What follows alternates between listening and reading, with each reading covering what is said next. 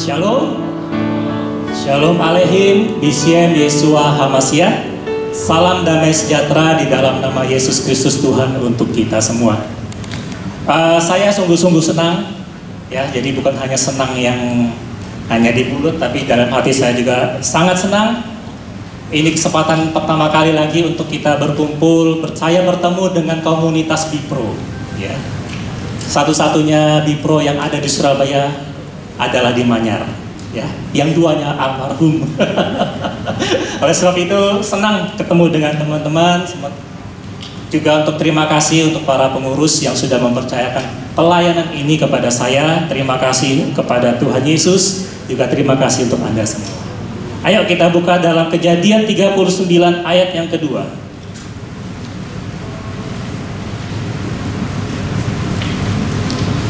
Kejadian 39 ayat yang kedua. Oke. Demikianlah firman Tuhan. Tetapi Tuhan menyertai Yusuf sehingga ia menjadi seorang yang selalu berhasil di dalam pekerjaannya. Maka tinggallah ia di rumah tuannya, orang Mesir itu. Malam hari ini kita belajar satu ayat ini aja. Seandainya nama Yusuf diganti dengan nama kita masing-masing, ini ayat impian kita semua. Pas. Kita tidak perlu mencapai seperti apa yang dicapai Yusuf. Selalu berhasil dalam setiap apa yang dikerjakan. Cukup kadang-kadang dibuat Tuhan berhasil aja. Hidup saya dan saudara itu sudah luar biasa. Apalagi seperti Yusuf, selalu berhasil dalam setiap apa yang dikerjakannya. Nah, malam hari ini kita belajar ayat ini dari sudut pandang profesional, ya. Ayat ini bisa dibahas dari berbagai macam sudut pandang, tetapi khusus malam hari ini kita berbicara dengan sudut pandang profesionalitas. Nah, saudara, kalimat pertama dikatakan begini bahwa Tuhan menyertai Yusuf. Apa sih yang dimiliki oleh Yusuf sehingga Tuhan mau menyertai dia? Kita harus ingat dan harus selalu ingat dan tidak boleh dilupakan bahwa kriteria Tuhan dalam memilih seseorang menjadi orang pilihannya dari dulu zaman Yusuf, sekarang dan sampai selama-lamanya tidak pernah berubah. Ada satu kriteria yang selalu Tuhan lihat dalam seseorang, yaitu di dalam 1 Samuel 16 ayat 7. Saya bacakan untuk Anda. Bukan yang dilihat manusia, yang dilihat Allah. Manusia melihat apa yang di depan matanya, tetapi Tuhan melihat hati. Dari dulu sampai sekarang tidak pernah berubah. Tuhan kita selalu melihat hati seseorang. Kalau kita mengingat dalam Alkitab ini disebutkan beberapa pahlawan Alkitab, mereka semua rata-rata punya satu kesamaan. Mereka semua punya hati yang dekat dengan Tuhan. Orang yang hatinya dekat sama Tuhan itu gampang dirubah sama Tuhan. Tetapi apakah kalau ada pertanyaan, kalau hati kita tidak dekat sama Tuhan, apakah Tuhan tidak menyertai kita? Jawabannya pasti Tuhan selalu menyertai saya dan saudara. Ya, karena kasihnya kepada kita semua, kasih Tuhan itu utuh dan sempurna. Hanya saja kalau hati kita tidak dekat sama Tuhan, kita ini mau dirubah sama Tuhan, diatur sama Tuhan, diarahkan sama Tuhan, itu susah. Sangat-sangat susah. Ya. Yusuf punya satu kriteria yang cocok di mata Tuhan. Dia punya hati yang dekat sama Tuhan. Itu jelas. Lalu kemudian kalimat kedua dalam Kejadian 39 ayat 2. Sehingga ia menjadi seorang yang selalu berhasil di dalam pekerjaannya. Saudara, saya pisahkan sebentar kata selalunya, ya. Khusus Yusuf, dia adalah orang yang selalu berhasil dalam setiap apa yang dikerjakannya. Tapi izinkan malam hari ini sejenak saya pisahkan kata selalunya. Kita ambil dari kata berhasil, seorang yang berhasil di dalam pekerjaannya. Kita bicara dari sudut pandang profesional. Seseorang yang berhasil dalam pekerjaannya harus mempunyai 3 kriteria. Dia harus punya 3 kemampuan. Yang pertama itu adalah memahami. Yang kedua itu adalah menguasai. Kemampuan ketiga yang harus dimiliki adalah mengatasi. Ya, yang pertama dia harus bisa memahami, kemudian dia menguasai, dan kemudian mengatasi. Saya percaya di antara kita semua para profesional, kita sudah tidak di dalam tahap memahami, karena sudah sangat jelas orang yang tidak memahami apa yang harus dikerjakannya, tidak mungkin dia bisa melakukannya. Atau dia memahaminya tidak dengan sepenuhnya benar, kemudian dia melakukannya, maka hasilnya pasti tidak cocok sama yang diinginkan. Itu pasti, ya. Memahami. Sekarang saudara, kita tidak hanya cukup untuk hanya memahami, tetapi kita harus bisa menguasai. Menguasai adalah ketika kita memahami sesuatu yang harus kita kerjakan, bagaimana cara melakukannya, bagaimana dampak pekerjaan itu apabila kita lakukan, dan kemudian apa pentingnya ini bagi orang lain, bagi perusahaan, dan sebagainya. Setelah kita memahami, kemudian kita praktek melakukannya. Kita melakukannya hari ini, kita melakukannya besok, kita melakukannya minggu depan, kita melakukannya bulan depan, kita melakukannya tahun depan, demikian seterusnya, sehingga kita masuk ke dalam yang namanya kemampuan dalam menguasai. Seberapa jauh Anda menguasai pekerjaan Anda saat ini, seberapa jauh Anda menguasai usaha Anda saat ini, gampang. Orang yang menguasai, itu menguasai sampai di luar kepala.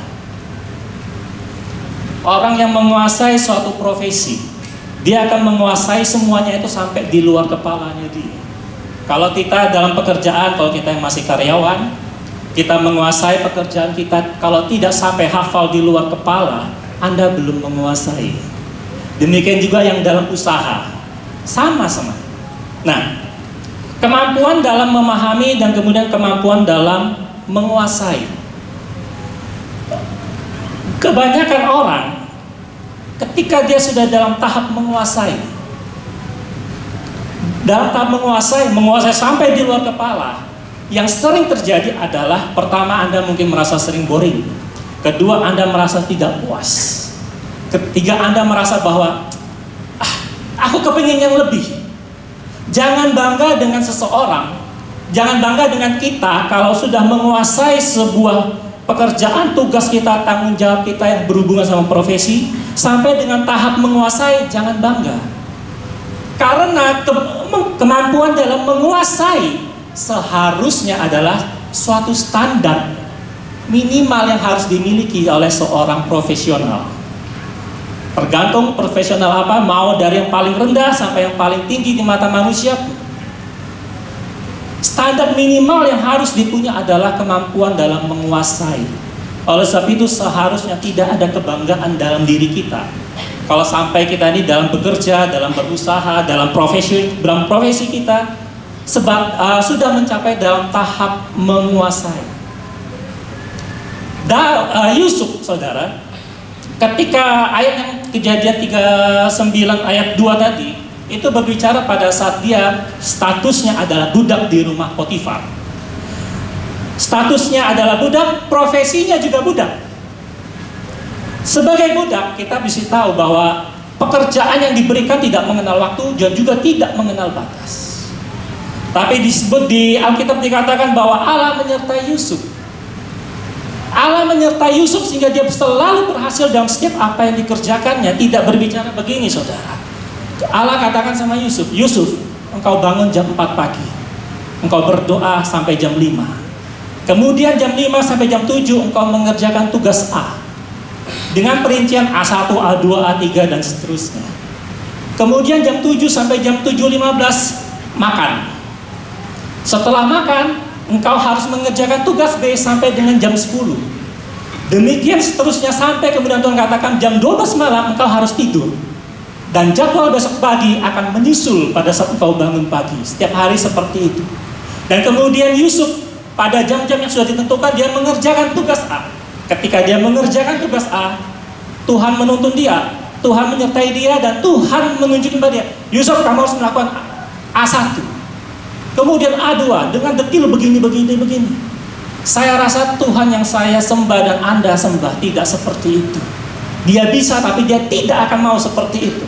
Sebab kalau dia mau seperti itu dan dia melakukan seperti itu, maka dia membuat Yusuf menjadi sebuah robot. Saya dan saudara bukan robot. Saya dan saudara sama kayak Yusuf, manusia. Manusia yang dengan gambaran Allah sepenuhnya, yang diberkati dengan sebuah anugerah yang penuh resiko, yaitu adalah kehendak bebas. Tuhan sudah menyediakan yang terbaik, tetapi kita diberi kebebasan mau pilih ini atau pilih yang lain. Terserah. Tuhan juga tidak akan marah kok kalau kita pilih sesuatu yang di luar jalurnya. Saya percaya Tuhan tidak akan marah. Tetapi orang yang dekat dengan hatinya, ada beberapa teman di sini, saya selalu mengajarkan dulu waktu di Pro Kapasari, ketika engkau bingung harus memilih A atau B, ketika engkau bingung untuk melangkah ke kiri atau ke kanan, engkau berdoa tapi tidak mendapat jawaban, apa yang kau lakukan? Apakah engkau terus berdoa sambil menunggu jawaban? Saya memilih sesuatu yang agak berbeda. Berdoa terus, kalau Tuhan belum jawab, tapi deadline itu semakin dekat, pilih salah satu langkah, ambil langkah ini. Jangan pernah takut salah. Asalkan saya dan saudara tetap membuka hati. Hati ini kita jaga untuk tetap dekat sama Tuhan, percaya. Kita salah, Tuhan bawa balik kok. Kita keliru dalam mengambil keputusan, Tuhan tidak akan marah. Tuhan tetap menyertai kita. Kalau kita hatinya dekat dengan Tuhan, kita ini gampang diarahkan. Tuhan itu bisa balik bawa balik. Sedikit dablek nggak apa-apa, paling dijewer, ya kan? Dijewer Tuhan, ayo sini. Dablek lagi, nggak mau. Tuhan mungkin apa ya? Ya mungkin dicubit ya, dicubit, ayo sampai diarahkan. Tetap tidak mau lagi, apa yang Tuhan akan kerjakan, saya yakin silakan teruskan. Ya kan? Teruskan di jalanmu yang kau anggap benar tapi keliru. Tapi Tuhan tetap menyertai. Tuhan selalu menyertai. Perbedaannya hanya orang yang dekat dengan hatinya itu gampang diarahkan. Salah, ayo bawa balik. Oh iya Tuhan salah, kembali ke jalan yang benar. Memang muternya agak jauh, tapi tetap kembali kepada jalan yang benar. Nah, Yusuf itu saudara, tidak dituntun Tuhan itu seperti robot. Saya percaya ayat yang kita baca Kejadian 39 ayat 2 itu adalah ayat yang indah. Itu ayat yang betul-betul ayat impian. Saking indahnya kita melupakan sebuah prinsip seringkali ketika kita membaca ayat ini. Ayat ini selalu kita berbaca, ayat yang tadi kita baca pertama tadi, seolah-olah Tuhan itu selalu membuat semuanya berhasil. Enak ya Yusuf ya. Padahal dalam sudut pandang profesional kita masih tahu, ketika ada sebuah profesi yang sedang kita kerjakan, yang Tuhan percayakan kepada kita, kerjakanlah apa yang menjadi bagianmu, kemudian Tuhan akan mengerjakan bagiannya. Selama kita belum mengerjakan bagian kita, jangan pernah berharap Tuhan akan membuat semuanya berhasil dalam hidup kita. Yusuf di dalam rumah Potifar, statusnya sebagai budak, profesinya sebagai budak, pekerjaan, tugas, tanggung jawab apapun yang dia kerjakan, dia pasti bekerja dengan baik. Dia pasti bekerja dengan baik. Bekerja dengan baik seperti yang bagaimana? 3 hal yang tadi, 3 kemampuan. Dia memahami pekerjaannya, dia menguasai pekerjaannya, dan kemudian dia bisa mengatasi segala persoalan yang muncul. Ketika Yusuf terus bekerja dengan baik, itu Tuhan menyertai. Kemudian hasil pekerjaannya baik, Tuhan menyempurnakan sehingga semuanya ini berhasil. Inilah yang kita mesti tahu. Apapun profesi kita, lakukanlah bagianmu dengan baik, dan kemudian Tuhan akan membuat engkau akan berhasil. Selama kita menjaga hati kita dekat dengan Tuhan, selama kita sendiri mengembangkan kemampuan kita, tidak hanya sebatas memahami, tetapi menguasai dan juga mengatasi. Kadang-kadang kita menguasai profesi kita itu pun sampai di luar kepala, itu hampir tiap hari banyak masalah yang muncul. Mau masalah ringan, mau masalah yang berat, bahkan masalah-masalah yang konyol, tetapi bisa mengakibatkan hal yang berat. Itu selalu terjadi, pasti terjadi. Kita perumpamakan sebuah permainan olahraga tim seperti basket dan sepak bola.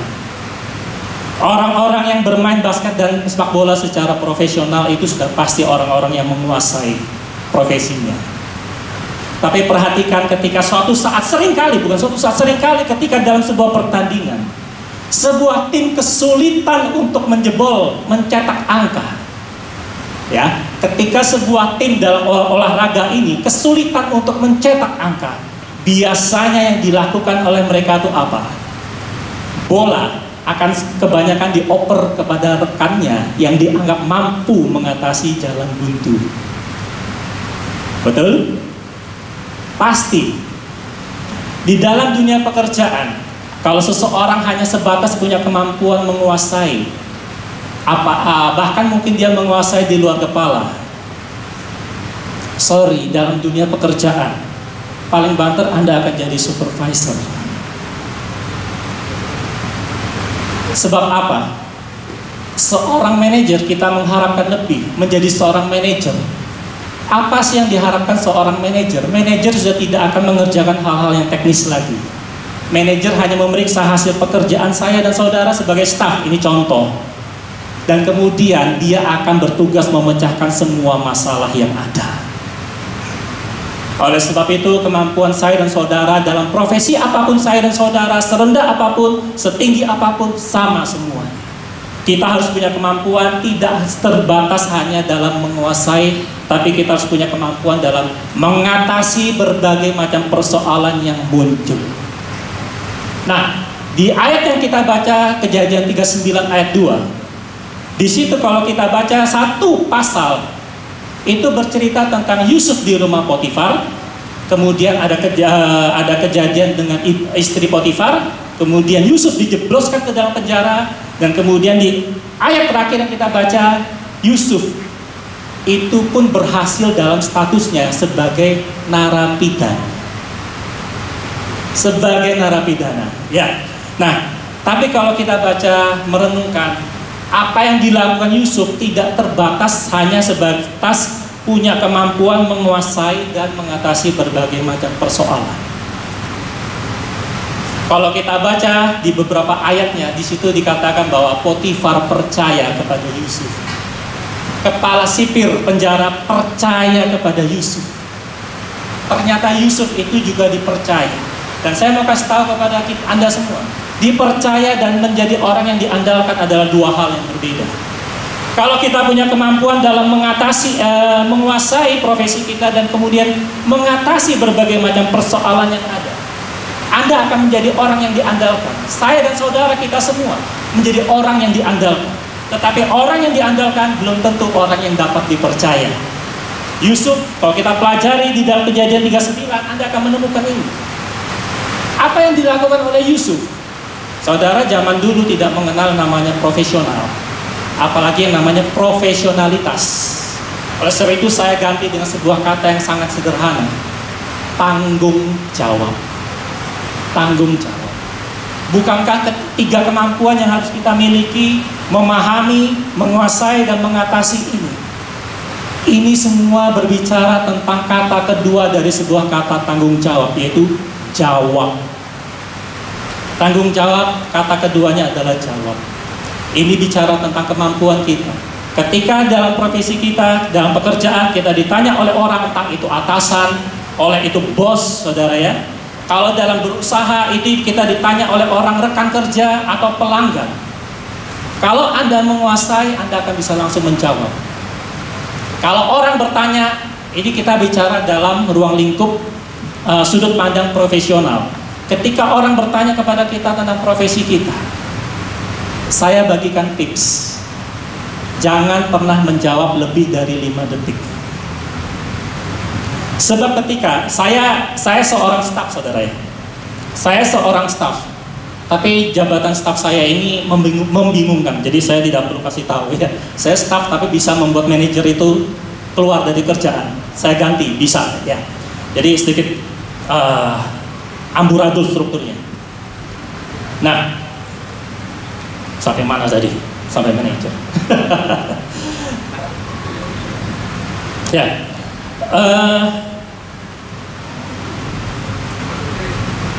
Apa?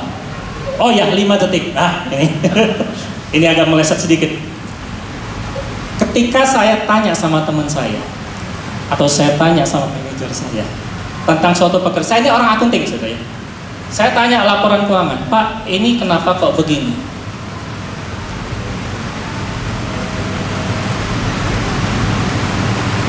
5 detik dia nggak jawab, saya akan langsung ngomong, kamu nggak menguasai pekerjaan. Kalau ada klien Anda, rekan usaha Anda bertanya tentang suatu masalah atau suatu ya pokoknya berhubungan sama profesimu, kamu dan kita jawabnya,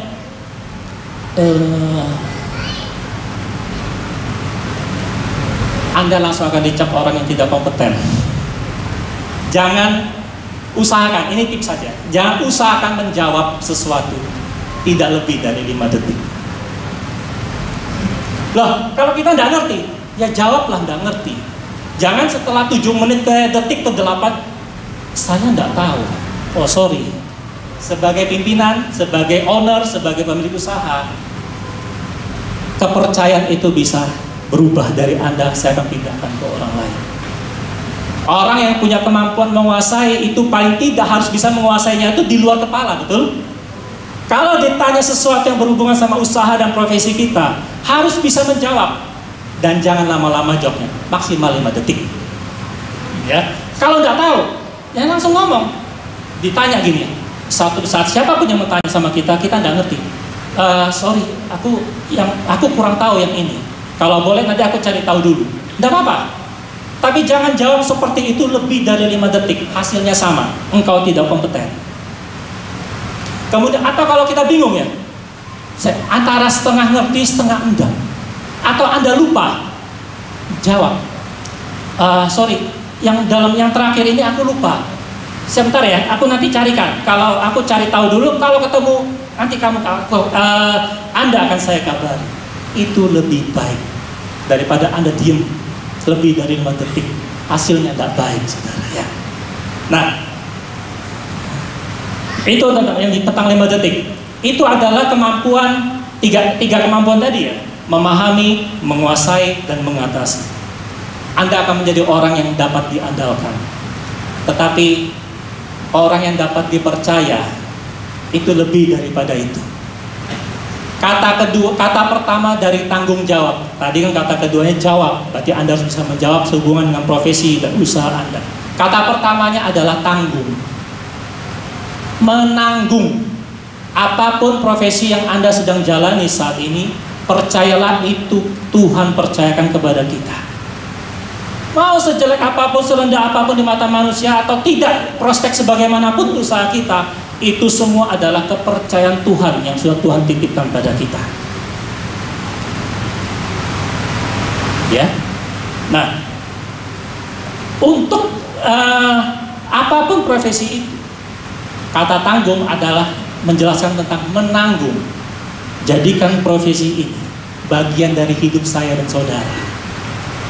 Kita di dalam dunia usaha, dalam dunia kerja sering melihat orang-orang yang kompeten, tapi auranya nggak enak, saudara. Auranya nggak enak, ya kan? Pinter-pinter. Tapi kalau kita mau dekat tuh rasanya malas gitu, kecuali kalau perlu banget. Banyak ya seperti itu. Kalau kita jalan ke mall, kita masuk ke toilet, di situ banyak biasa petugas juga yang membersihkan toilet. Anda bisa lihat bedanya. Kita masuk, ada yang hanya berdiri cuma begini, diem, gini sambil pegang mungkin papel gitu ya. Kita masuk ke biliknya, kita keluar dilirik gini ya, dilirik gini. Kita lewat cuma didiemin. Tapi ada juga orang yang penjaga toilet begitu yang kita masuk, selamat sore, cukup hanya itu, selamat sore. Oh ya, dan ketika kita sudah selesai, kita mau keluar, dia tidak kata apa-apa, dia cuma senyum. Tetapi senyumnya itu enak gitu. Pernah merasakan perbedaan?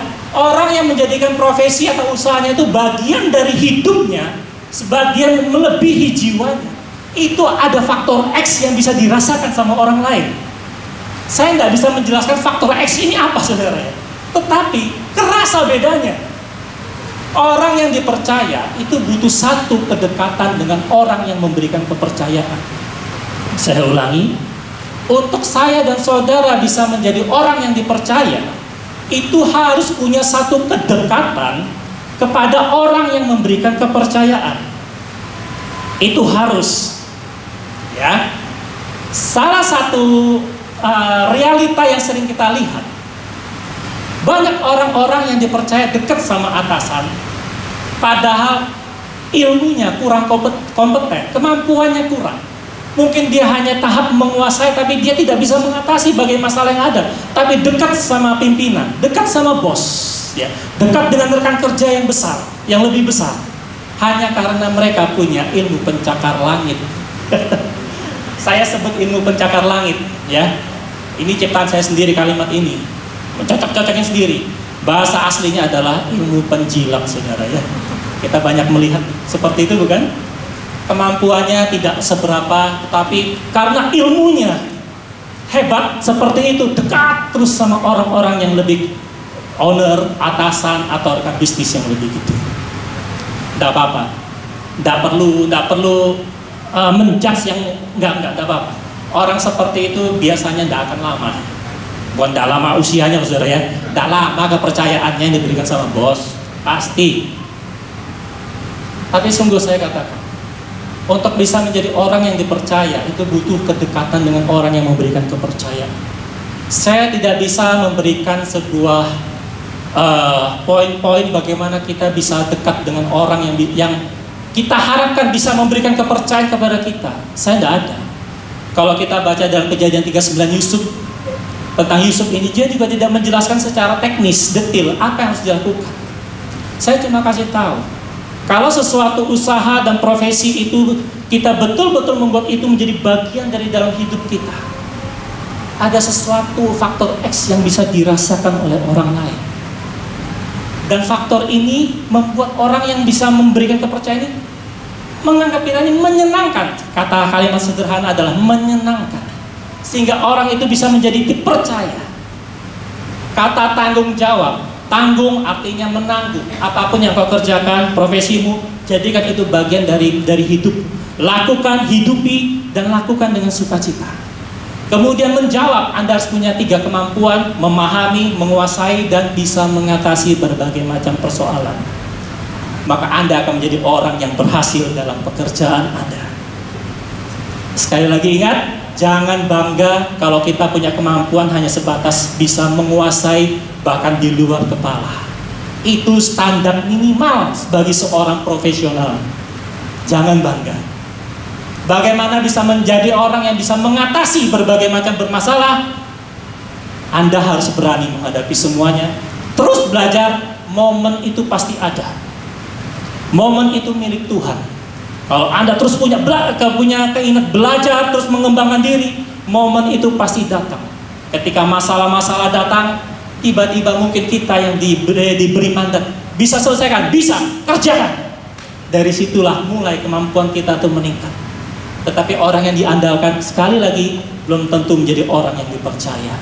Anda harus punya faktor X, faktor kedekatan dengan sang pemberi kepercayaan. Dalam dunia profesional, biarkan itu terjadi secara alami.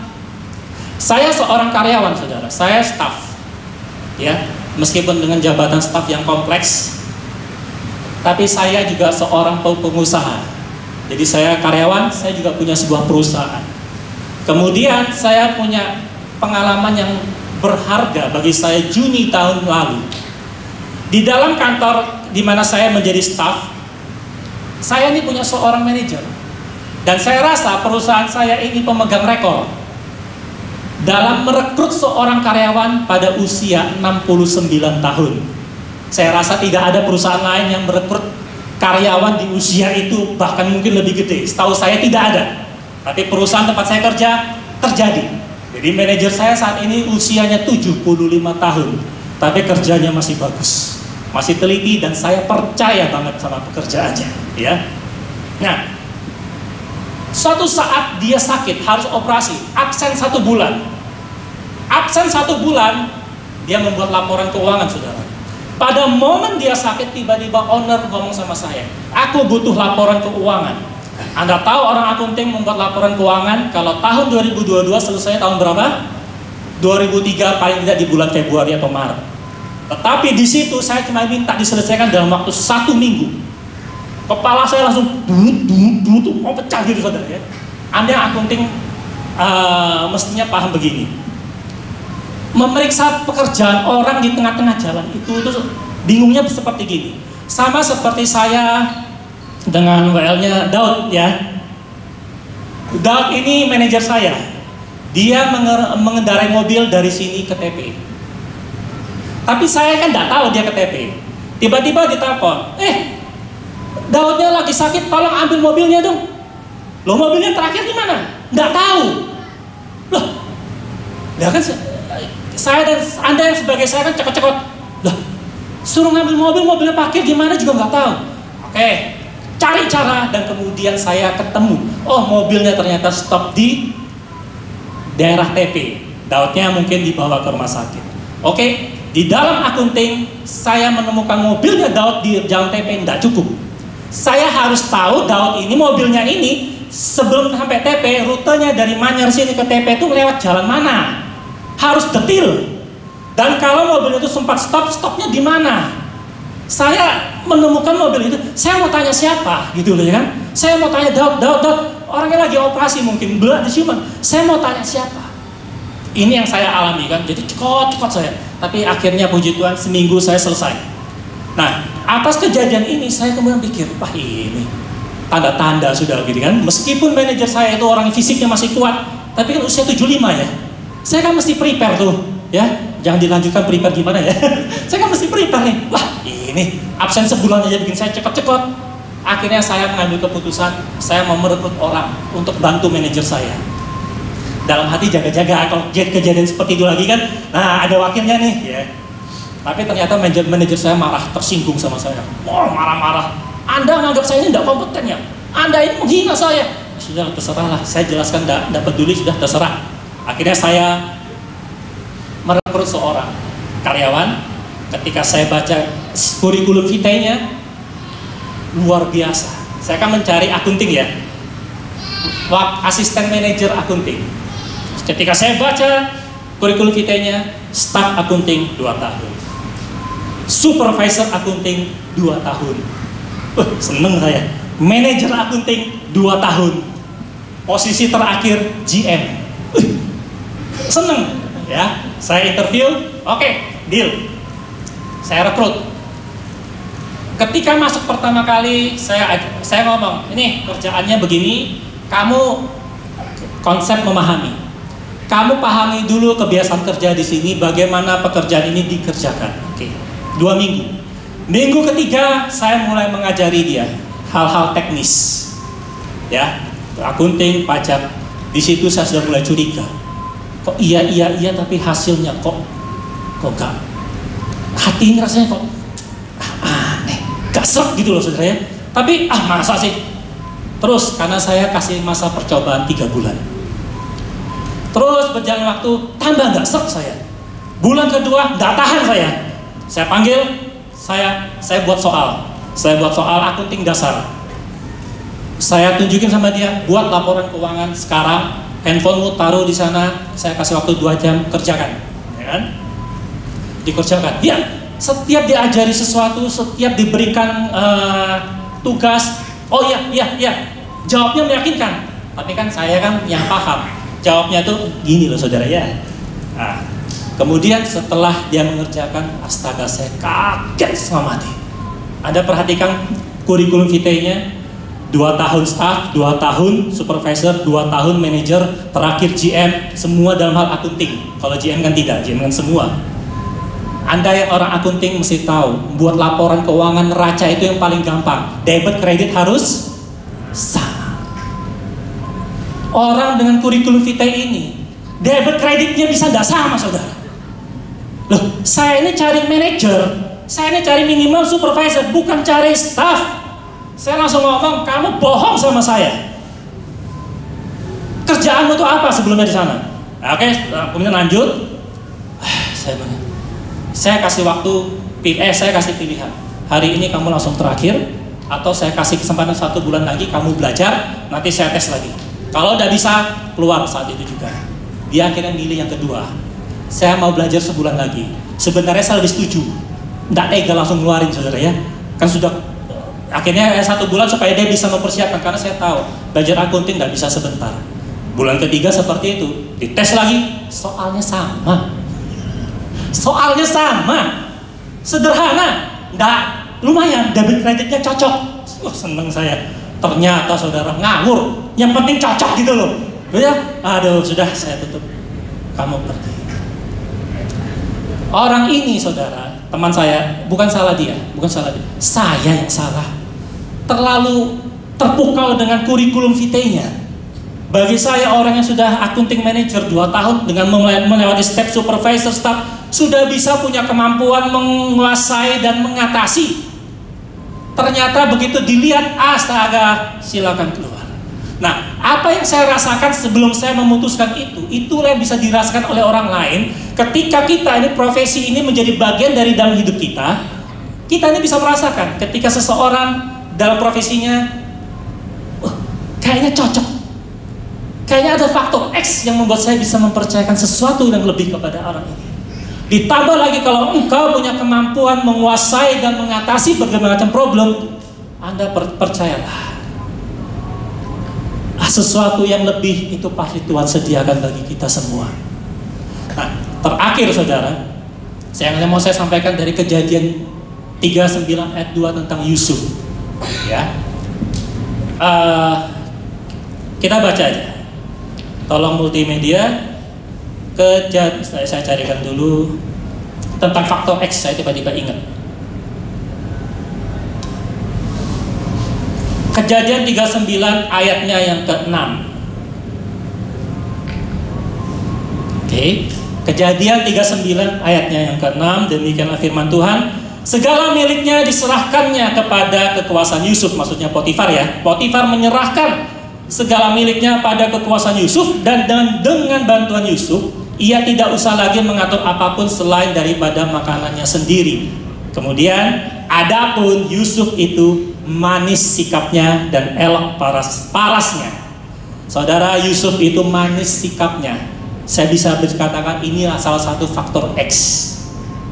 Inilah ketika meskipun dia sebagai budak, dia menjadikan profesi budak ini menjadi bagian dari hidupnya, dan dia mengerjakannya dengan ikhlas, dengan sukacita. Ada faktor X yang muncul. Ketika dia dijatuhkan dalam penjara sebagai narapidana yang bukan karena kesalahan dia menerima itu semua dan menjadikan bagian itu jadi bagian dari dalam hidupnya, tetap mengerjakannya dengan ikhlas, tulus. Ada faktor X yang bisa dirasakan oleh sipir penjara. Orang yang mempunyai kemampuan dan bisa diandalkan dan dapat dipercaya, Anda akan mendapat kepercayaan yang tertinggi. Yusuf adalah orang yang mendapatkan kepercayaan tingkat tertinggi karena dia bertanggung jawab, tanggung dan jawab semua dikerjakan dengan baik. Dan Anda bisa lihat unsur kepercayaan tingkat tertinggi itu yang seperti apa. Coba nanti tolong multimedia ya. Tetap dalam Kejadian 39 ayatnya. Oh ya, ayat yang kita baca tadi, ayat yang ke-6. Oke, Anda bisa melihat poin di mana kepercayaan tertinggi itu diberikan kepada Yusuf. Dengan bantuan Yusuf, Potifar tidak usah lagi mengatur apapun selain daripada makanannya sendiri. Ketika dia di dalam penjara, coba tolong ayat yang ke-23. Ayat yang ke-23. Kejadian 39 ayat yang ke-23. Oke. Dan kepala penjara tidak mencampuri segala yang dipercayakannya kepada Yusuf. Kepercayaan tingkat tertinggi ketika seseorang mempercayakan kepada kita, aku tahu beres. Itu tingkat kepercayaan tertinggi. Dan kalau Anda baca ketika Yusuf menjadi penguasa Mesir, Firaun berkata seperti gini pada Yusuf, hanya tahta inilah perbedaan aku dan engkau. Kekuasaannya Yusuf sangat besar. Firaun seperti tahu beres. Pokoknya Yusuf dipercayakan semuanya. Hanya tahta lah perbedaan dari Firaun dan Yusuf. Yang sebagai penutup teman-teman semua, itu adalah profesional. Itu adalah yang namanya tanggung jawab. Berhasil dalam setiap apa yang dikerjakan. Tetapi ada satu rahasia lagi dalam Kejadian 39 ayat 2. Di 39 ayat 2 kalimat pertamanya dikatakan, Allah menyertai Yusuf. Kalau Anda ingin menjadi orang yang dipercaya, tadi saya katakan, Anda butuh yang namanya kedekatan dengan orang yang memberikan kepercayaan. Entah dengan cara apa, teknis seperti apa, saya tidak tahu. Tetapi Yusuf luar biasa. Dia dekat bukan kepada Siti. Dia dekat bukan dengan Potifar, tapi bypass langsung potong kepada bos segala bos, Tuhan segala Tuhan. Dia dekat kepada Allahnya. Ingat kriteria Allah menyertai seseorang, memilih seseorang itu adalah hati. Hatinya dekat dengan Tuhan. Yusuf punya hati yang dekat sama Tuhan.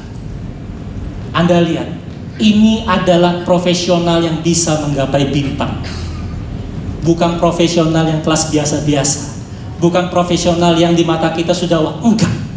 Profesional yang menggapai bintang itu seperti apa? Seperti Yusuf. Dari penjara, dari narapidana, tidak perlu jenjang karir. Tidak dalam waktu yang lama, tiba-tiba langsung menjadi penguasa Mesir. Kita bisa sebut dia adalah penguasa Mesir, karena Firaun sendiri mengatakan bahwa hanya tahta inilah perbedaan aku dan engkau. Dari narapidana langsung menjadi penguasa Mesir. Itulah profesionalitas yang menggapai bintang. Anda dan saya harus punya kemampuan dalam menguasai profesi kita, usaha kita, sampai dengan kemampuan mengatasi berbagai macam masalah yang ada. Dan Anda dan saya harus menjadikan profesi itu adalah bagian dari hidup kita, sehingga ada faktor X yang membuat kita itu bisa dipercaya, entah gimana caranya. Tetapi terpenting di atas semua itu, kalau saya dan saudara bisa menjaga hati ini dekat sama Tuhan dan konsisten seperti itu terus, Anda akan merasakan yang namanya profesional yang menggapai bintang. Penguasa Mesir itu bintang. Bintang itu bicara tentang 1 Korintus 2 ayat 9. Inilah bintang yang bisa Tuhan sediakan bagi kita. Bisa ditanyakan 1 Korintus 2 ayat yang ke-9. Inilah bintang. Apa yang tidak pernah dilihat oleh mata, apa yang tidak pernah didengar oleh telinga, dan apa yang tidak pernah muncul dari dalam hati manusia kita, itu semua disediakan Allah bagi orang yang mengasihi Dia. Amin. Yusuf mengalami hal itu dalam Kejadian 39. Dalam sudut pandang profesional, sekali lagi, Anda harus punya kemampuan menguasai, mengatasi problem, dan Anda harus menjadikan itu semua bagian dari hidupmu. Lakukan dengan ikhlas, dengan tulus, dan dekat dengan Tuhan, konsisten seperti itu. Bintangnya suatu saat lewat. Ketika bintang itu lewat, momen itu bisa kita tangkap. Bukan penonton, bintang lewat semua. Tidak.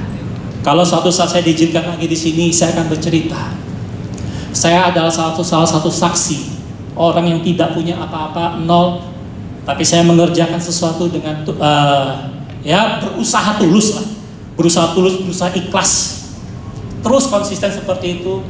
Ada satu bintang lewat di depan saya. Itu membuat saya bisa menangkap bintang itu.